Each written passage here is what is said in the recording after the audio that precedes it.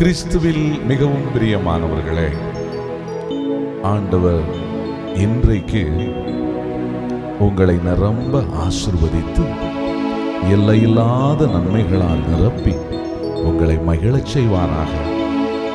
இன்றைக்கும் தேவ ஆவியானவர் உங்களுக்கு உதவி செய்வாராக. பரிசுத்த ஆவியானவரே, உம்முடைய அன்பு மக்களை நிரப்பி பலப்படுத்தி தேவைகளை சந்தித்து இந்த நாளிலே நிறைவுண்மை நோக்கி வழி நடத்தினப்பா. ஹல்லேலூயா, ஹல்லேலூயா, பிரைஸ் தி லார்ட். அசைவாடும் ஆவியே, தூய்மையே ஆவியே, அசைவாடும் ஆவியே, தூய்மையே ஆவியே, இடம் அசைய உள்ளம் நிரம்ப இறங்கி வாருமே. இந்த இடம் அசைய உள்ளம் நிரம்ப இறங்கி வாருமே.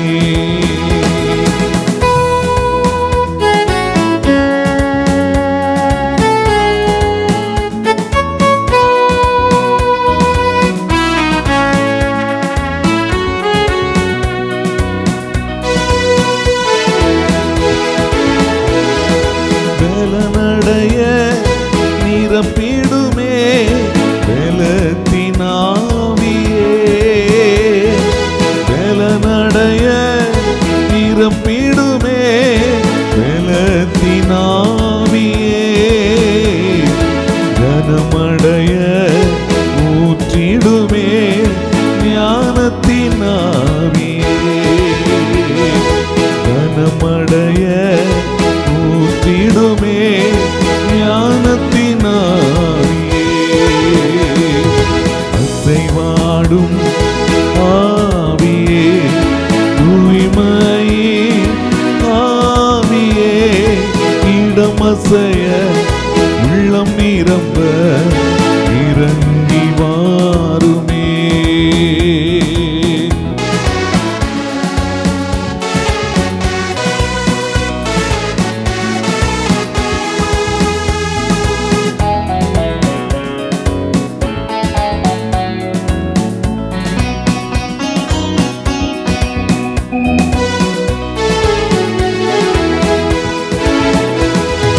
தேற்றிடுமே உள்ளங்களை இயேசுவின் நாமத்தினால், தேற்றிடுமே உள்ளங்களை இயேசுவின் நாமத்தினால்,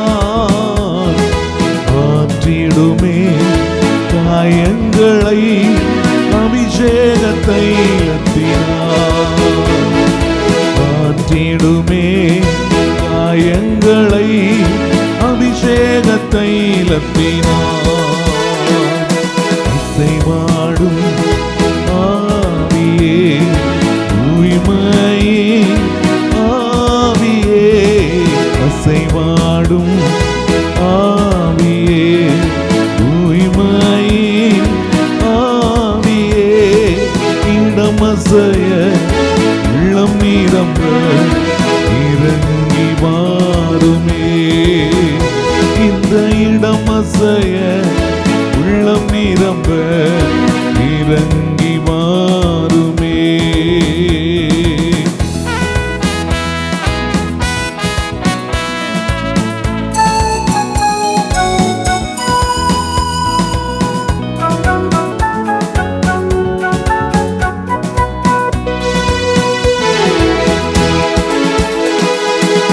துடைத்திடுமே கண்ணீரெல்லாம் கிருபையின் பொற்கரத்தால், துடைத்திடுமே கண்ணீரெல்லாம் கிருபையின் பொற்கரத்தால், நிறைத்திடுமே ஆனந்தத்தால் மகிழ்வுடன் துதித்திடவே, நிறைத்திடுமே ஆனந்தத்தால் மகிழ்வுடன் துதித்திடவே, அசைவாடும் ஆவியே, தூய்மையே ஆவியே, அசைவா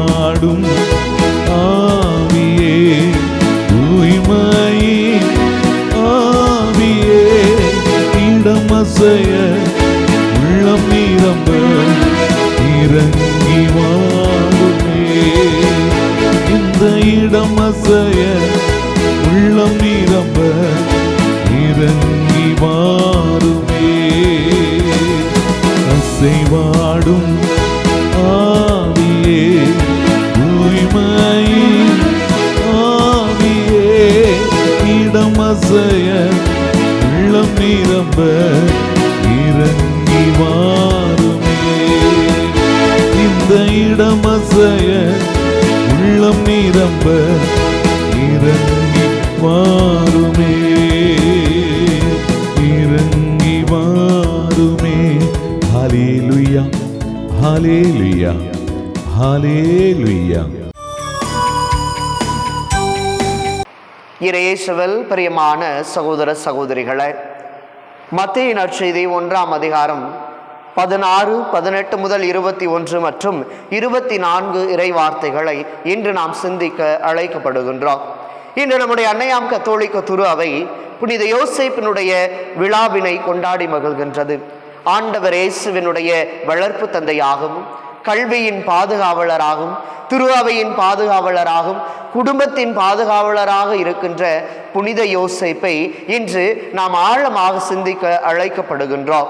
பேசாத மனிதர், அமைதியாக இருந்த மனிதர், என்றுமே இறைவனுடைய முழுமையான ஆசீர்வாதத்தினுடைய மகனாக வாழ்ந்த புனித யோசேப்பு தன் வாழ்வில் எதையெல்லாம் பெற்றுக்கொண்டார் என்பதை, தன் வாழ்வு எதெல்லாம் சொல்லிக் காட்ட விளைகிறார் என்பதை இன்றைய நாள் நற்செய்தி மிக தெளிவாக நமக்கு கொடுக்கின்றது. பிரியமானவர்களே, அன்னை மரியாவையும் இயேசுவையும் தன்னுடைய கரத்தில் ஏற்று புனித யோசேப்பு தன் வாழ்நாள் முழுவதும் நடந்தார் என்று சொன்னால், அவருடைய இந்த நடத்தல், அவருடைய இந்த வழிகாட்டுதல் யாருடைய முழுமையான ஆசீர்வாதமாக இருந்தது என்று சொன்னால், தன்னை அழைத்த கடவுளுடைய ஆசீர்வாதமாக இருந்தது. தன்னை நம்பி கடவுள் கொடுத்த பொறுப்பினை எந்த விதமான சலனமும் இல்லாமல் பிரமாணிக்கத்தோடு நிறைவேற்றிய ஒருவராகவே புனித யோசேப்பை நாம் பார்க்க முடியும். அன்புக்குரியவர்களே, இன்றைய நாளினுடைய இந்த விழா நமக்கு சொல்லுகிற பாடம் என்ன, அல்லது புனித யோசேப்பினுடைய வாழ்வு நமக்கு கற்றுக் கொடுக்கிற படிப்பினைகள் என்ன என்று சிந்திக்கிற பொழுது ஆழமாக புனித யோசேப்பினுடைய வாழ்வை நாம் சிந்தித்து பார்க்க வேண்டும். புனித யோசேப்பு மிக திறமையான ஒரு தச்சர், கடவுளுக்கு பிரியமானவர், கடவுளோடு என்றுமே வாழ்ந்தவர். தொடக்க நூல் 6ஆம் அதிகாரத்தில் நாம் நோவா கடவுளோடு நடந்தார் என்று பார்க்கிறோமே, அதுபோல அன்றைய நாளில் யோசேப்பு கடவுளை மட்டுமே தேடி நாடிய ஒரு உன்னத மனிதராகவே இருந்திருக்கிறார். எனவேதான் அன்புக்குரியவர்களை, இயேசுவை வளர்த்தெடுக்கக்கூடிய பொறுப்பினை கடவுள் அவரிடத்தில் ஒப்படைத்தார். ஆனால் அந்த நேரத்திலும் பாருங்களே, யோசேப்பு நேர்மையாளர் என்று விவிலியம் சொல்லுகிறது. இயேசுவினுடைய அந்த பிறப்பினுடைய செய்தி அன்னை மரியாவுக்கு கொடுத்த பொழுது யோசேப்பு என்ன செய்கிறார் என்றால், மறைவாக விலக்கிவிட திட்டமிடுகிறார் என்று நாம் விவிலியத்தில் வாசிக்கின்றோம். ஏனென்றால் அன்புக்குரியவர்களே, அவர் யாரையும் அவமானப்படுத்த விரும்பவில்லை. குறிப்பாக தன் மனைவியாக ஏற்றுக்கொள்ள இருக்கிற அன்னை கன்னிமரியாவை எல்லாருடைய முன்னிலையிலும் இகழ்ச்சிக்குள்ளாக்க, இகழ்ந்து அவளை எல்லாரும் என்ன பெருமையாக பேசுவதற்கு பதிலாக சிறுமையாக பேச வேண்டும் என்கிற ஒரு எதிர்மறையான சிந்தனை எல்லாம் யோசேப்பிடத்தில் இல்லை. காரணம் அன்புக்குரியவர்களே, அவரிடத்தில் இருந்த 4 குணங்கள் தான். முதலாவதாக, இறை திட்டத்தை நிறைவேற்ற தன்னை கையளித்தார். ஆண்டவர் சொல்லுகிறார், அஞ்ச வேண்டாம், உன் மனைவி மரியாவை ஏற்றுக்கொள்ள நீ அஞ்ச வேண்டாம் என்று சொல்லி கடவுளின் தூதர் வழியாக கடவுள் உரைத்த பொழுது யோசேப்பு என்ன செய்கிறார்? நம்பிக்கையோடு இறை திட்டத்தை ஏற்றுக்கொள்ளுகிறார். இரண்டாவதாக பார்க்கிறோம், இறை அச்சத்தோடு வாழ்ந்தவர். சீராக்கினுடைய ஞான நூலிலே 1 அதிகாரம் முதல் 3ஆம் அதிகாரம் வரை உள்ள இறை வார்த்தைகளை நாம் சிந்திக்கின்ற பொழுது கடவுளிடம் கொள்ளும் அச்சமே ஞானத்தின் தொடக்கம் என்று பார்க்கிறோம். ஆக இன்று இரண்டாவதாக இறை அச்சம் என்பது யோசேப்பிடத்தில் இருந்தது. எனவேதான் மற்றவருக்கு பயப்படுவதற்கு பதிலாக கடவுளுக்கு மட்டுமே பயந்தவராக புனித யோசேப்பை பார்க்க முடிகிறது. அந்த இறை அச்சம் தான் பிரியமானவர்களே, இறை ஞானத்தோடு அவர் செயலாற்ற கடவுள் அவரை தேர்ந்தெடுக்கிறார். மூன்றாவதாக பார்க்கிறோம், இறை சிந்தனையிலே என்றும் வாழுகிறார். சபையுரையாளர் புத்தகத்தில் 7ஆம் அதிகாரம் 12வது இறை வார்த்தையில் பார்க்கிறோம், உன்னை படைத்தவரை உள்ளத்தில் நினை என்று சொல்லி. ஆக நம்முடைய வாழ்வு முழுவதும் இறை சிந்தனையில் இருக்க வேண்டும். கடவுள் யார், கடவுள் எப்படிப்பட்டவர், எனக்கு கடவுள் யார், என்னை எப்படி வாழ வைக்கின்றார், என்னோடு எப்படி இருக்கிறார் என்று யாரெல்லாம் இறை சிந்தனையில் வாழ முற்படுகின்றோமோ அவர்கள் நிச்சயம் இறைவனுடைய ஆசி பெற்ற மக்களாகவே இருக்க முடியும். கடைசியாக அன்புக்குரியவர்களை நாம் பார்க்கிறோம், இறை திட்டத்தை ஏற்றவராக, இறை அச்சத்தோடு வாழ்ந்தவராக, இறை சிந்தனையில் வாழ்ந்தவர் இறை வழியை மட்டுமே நடந்தவராக நாம் பார்க்கின்றோம். அவருக்கென்று ஒரு வழி அல்ல, அவருக்கென்று ஒரு பாதை அல்ல, அவருக்கென்று அவருக்காக உருவாக்கப்பட்ட ஒரு விருப்ப தேர்வு என்று எதுவும் இல்லை. மாறாக இறைவன் காட்டிய வழியிலே தொடர்ந்து பயணிக்கின்றார். அதுவே இறைவனுடைய மிகப்பெரிய ஆசீர்வாதமாக அமைகிறது. சிந்திப்போம். இன்றைய நாளில் புனித யோசேப்பை போல நாமும் நம்முடைய குடும்பத்தை ஆசீர்வாதமாக மாற்ற இறை திட்டத்தை நாடுவோம், இறை அச்சத்தோடு வாருவோம், இறை சிந்தனையோடு என்றும் பயணிப்போம். அப்பொழுது நம் பயணங்கள் எல்லாம் இறைவனுடைய வழியில் என்றும் நடக்கும். இறைவன் என்று உங்களை நிறைவாய் ஆசீர்வதிப்பார். புனித யோசேப்பின் பரிந்து பேசுதல் என்றும் கிடைக்க பெறுவனவாக. ஆமீன்.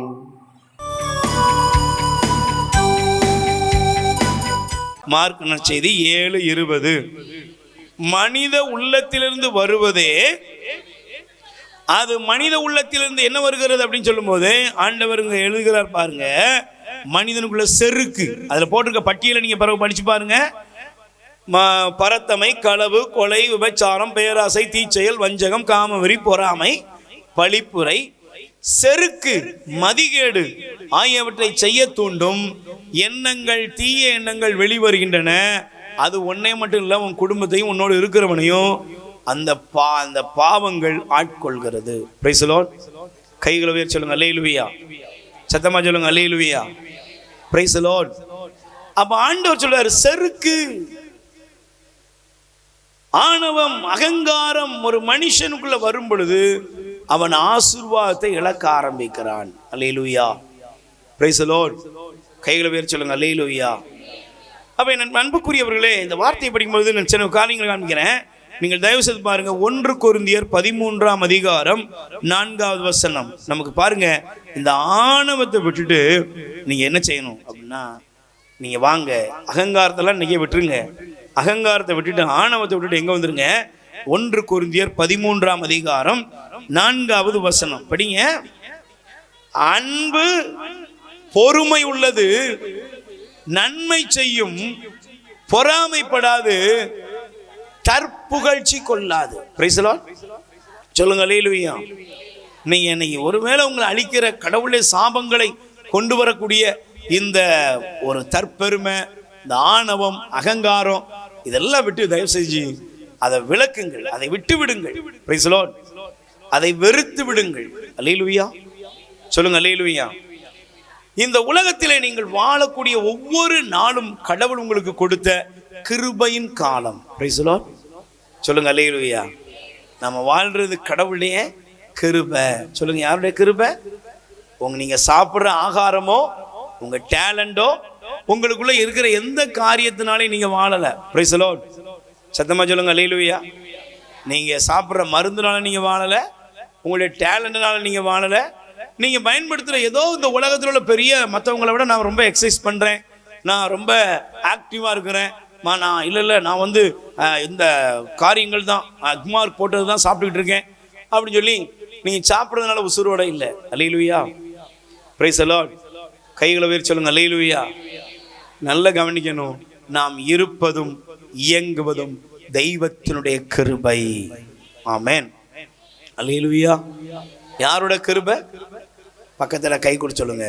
நீங்க இருப்பது, நீங்க இயங்குவது, வாழ்வது எல்லாம் ஆண்டவர் உங்க மேல வைத்திருக்கிற, ஆண்டவர் உங்கள் மீது வைத்திருக்கிற அவருடைய கிருபையை வெளிப்படுத்துகிறது. எதை வெளிப்படுத்துகிறது? அவருடைய கிருபை. அந்த கிருபையினாலதான் நீங்க என்ன செய்றீங்க? வாழ்ந்துகிட்டு இருக்கீங்க. Price the Lord. சொல்லுங்க அல்லேலூயா. அப்ப அன்பு, கடவுள் வைக்கிற அந்த பெரிய காரியத்தை பாருங்க. அன்பு ஒரு மனுஷனுக்குள்ள இருக்கும் பொழுது அவனுக்கு என்ன வராது? தற்பெருமை, செருக்கு வராது. நான் யோசித்து பார்க்குறேன், மாதாட்ட நீங்கள் லேசா அப்படி மாதா அப்படியே பைபிளில் கவர் பண்ணி பாருங்க. மாதாட்ட அருள் நிறைந்தவள் நீங்க தாம்மா, கடவுள் என்ன செய்யறாரு? உனக்குள்ள இருக்கிறார், தூய ஆவினால் நீ என்ன ஆயிட்ட? கருவுற்று இருக்கிறாய் அப்படின்னு எல்லா செய்தி வருகிறது. உண்மையிலே நீ யோசித்து பாருங்களேன், நீ கொஞ்சம் கற்பனை பண்ணி பாருங்க, சிந்தித்து பாருங்கள். எலிசபெத் அம்மாளை மாதா சந்திக்க போகிறார். பிரைஸ் தி லார்ட், அல்லேலூயா. சத்தமா சொல்லுங்க. எலிசபெத் அம்மாளை மாதா என்ன செய்றாங்க? மலை நாட்டில் உள்ள எலிசபெத்தை சந்திக்க மாதா போறாங்க. போறாங்களா சொல்லுங்க, போனாங்களா இல்லையா? ஒருவேளை இன்னைக்கு உள்ள அக்கா மாட்ட கேட்டான்னு சொல்லுவாங்க, அந்த கிழவி சாவர வயசுல இவளுக்கு தேவையா இதெல்லாம்? அல்லேலூயா. 80 வயசுக்கு மேலே பிள்ளைய பற்றி என்ன செய்ய போறா? நானே இப்போ தான் என்ன செஞ்சுருக்கேன், கண்ணே மணியன் உன்னை இப்போ தான் தூக்கி சுமந்துக்கிட்டு இருக்கேன். இதில் வேற அவளை போய் பார்க்குறதா? வீட்டில் இருக்கிறவனுக்கே ஒரு டம்ளர் தண்ணி கொடுக்க மாட்டேங்கும். சத்தமாக சொல்லுங்க. Price the Lord. தாழ்ச்சியை பற்றி பேசிக்கிட்டு இருக்கோம். சொந்த மாமியார் இல்லை அம்மா அப்பா நீங்கள் யாரோ வீட்டில் உள்ளவங்களுக்கு ஒரு டம்ளர் தண்ணி முறுமுறுக்காமல் எடுத்து குடிக்கிறீங்கனாலே அதே புண்ணியம். வீட்டிலேயே 1000 ஓமக்கெல்லாம் தண்ணி தேவையா? தண்ணி குடி செத்தா போயிடுவேன். அப்படிதானம்மா? இவ்வளோதே வச்சுட்டு நம்ம வச்சிடும். மாதாவே சேஷவேன்னு வந்து உட்கார்ந்துருக்கோம். Praise the Lord. எலிசபெத் அம்மாளை போய் மாதா என்ன செஞ்சாங்க? வாழ்த்துனாங்க. எலிசபெத் அம்மா கூட மாதா இருந்தாங்க. பைபிள் சொல்லுகிறது பாருங்க, அன்னை மரியாள் இயேசு சுவாமியை இந்த உலகத்துல பெற்றெடுக்கிறதுக்கு என்ன இல்லை இடம்? சொல்லுங்க. இடையில உலகத்தோட இரட்சகரை பெற்றெடுப்பதற்கு மாதாவுக்கு என்ன இல்லை இடம்? இவன் இல்லை. ஒருவேளை கடவுள்ல மாதா போராடி இருக்கலாம்ல, யோ ஆண்டவரே இல்லையா கடவுள், நீ ஒரு 5 ஸ்டார் ஹோட்டல்ல கூட ரூம் போட்டு தராம இப்படி கொண்டு போய் என்ன செஞ்சிருக்க, சத்திரத்துல கொண்டு போய் அங்கேயும் இடம் இல்லை இல்லையா? இன்னைக்குள்ள ஊழியக்காரலாம் அப்படிதான் இருக்கிறான். சமீபத்தில் நம்ம தியானத்துக்கு ஒருத்தர் வந்தார். Price the Lord. என்ன பிரதர் ரூம்லாம் காணோம்? இதான் ஏன் ரூமு? ஒரு ஸ்டார் ஹோட்டலில் ரூம் போட மாட்டீங்களா? நான் தான் இதே ஸ்டாரு. ஏன் மேலே தெரியுது பாரு ஸ்டாரு. ஸ்டாரா? நானே இதில் தான் உட்காந்துருக்கேன். இதுக்கு மேலே என்ன ஸ்டார் தேவை? மேலே தெரியுது ஸ்டாரு. கீழே பாரு மேலே பாரு தெரியும் எல்லாம். அல்லேலூயா. மாதா நினைச்சிருந்தா கேட்டுருக்கலாம்ல. சொல்லுங்க, கேட்டுக்கலாமா இல்லையா? இன்னும் ஸ்டார் ஹோட்டலில் ரூம் பண்ணலாம்ல, கேட்டுக்கலாம்ல. ஆனால் மாதாவை பாருங்க, வாயே பேசலை. பிரைஸ் தி லார்ட், அல்லேலூயா. போனாங்க, வான்னா வந்தாங்க, பிள்ளையை பெத்தாச்சு. உடனே சூசையப்பட்டு சொல்றாங்க ஆண்டவருடைய தூதர், உடனே புறப்பட்டு என்ன செய்ய, எகிப்துக்கு ஓடுங்க. உடனே என்ன செஞ்சிருக்கணும்? இதெல்லாம் தேவையா? சொல்லிக்கலாம்ல. ஏங்க கொஞ்சம் நீங்க ஒன்றும் சும்மா பைபிளை படிச்சுட்டு அப்படி இப்படி போயிடக்கூடாது. கற்பனை பண்ணி பாருங்க, நீங்க என்ன செய்வீங்க? Price the Lord. எவ்வளவு முறுமுறுப்பு இருக்கும், எவ்வளவு கோபம் வரும், எவ்வளவு ஆதங்கம் வரும். அல்லேலூயா, பிரைஸ் தி லார்ட். ஆனால் அன்னை மரியாளை பாருங்க,